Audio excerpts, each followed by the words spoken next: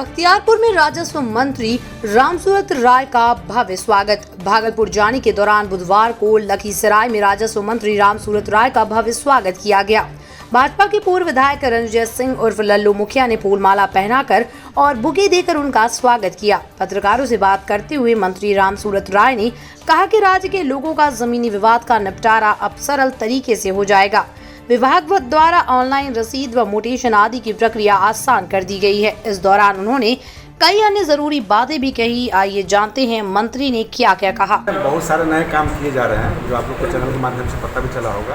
अभी नया एक लॉन्च हुआ है जो डीसीएलआर के यहाँ जो अपील होता था मोटेशन खारिज करने का, वो अपील करने के बाद ऑनलाइन उसका किया जाएगा। उसका समय सीमा 30 दिन के अंदर तय किया गया है। वो निष्पादन डीसीएलआर के यहाँ जो फाइल हम लोग मोटेशन कैंसिलेशन के लिए करते थे, जिस चीज़ को लोग साल 2 साल तक लटकाते थे, उसका भी समय सीमा तय कर दिया गया है। और विभाग और आम जनता ऐसा सिस्टम बनाया है कि ऑनलाइन अपने मोबाइल से भी उसका मॉनिटरिंग कर सकते हैं। ये सबसे बड़ा लोगों को राहत मिलेगा, क्योंकि कोर्ट के नाम पर डीसीएलआर और एडीएम के हैं, एडीएम का भी नहीं हुआ, डीसीएलआर के यहाँ हो गया, उसका एडीएम का भी करेंगे।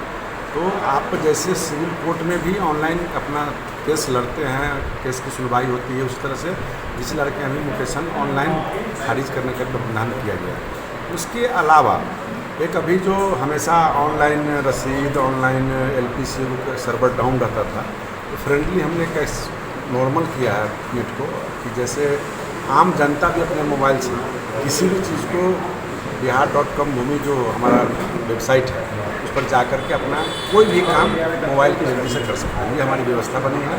और तमाम भाइयों से मेरा आग्रह है कि विभाग में हमारा प्रयास है, पदाधिकारियों का प्रयास है कि भूमि विवाद के कारण झगड़ा होता है, हत्याएँ होती हैं, इसमें हम लोग कमी करने का प्रयास करें। लेकिन सबसे बड़ा प्रयास अवेयरनेस, जागरूकता अपने समाज, अपने परिवार, अपने घर, अपने पार्टी, अपने सामाजिक वर्कर से आग्रह मेरा है। पारिवारिक झगड़ा जो ज़मीन के कारण, दादा परदादा पुश्तैनी संपत्तियों का बंटवारा नहीं करने के कारण सारे मामला सामने आते हैं। तो हम आग्रह करेंगे आपके चैनल के माध्यम से कि सभी भाई बंधु बैठ कर के ज़मीन बंटवारा करवा लें और आप सबों का मोटेशन मुफ्त में होगा और अपना अपना प्लॉटिंग करा लें। आने वाला समय सर्वे होने वाला है, अगर आप नहीं कराते हैं तो फिर ये ज़मीन सब कहीं ना कहीं ट्रांसफ़र हो जाएगा, प्रॉब्लम होगा।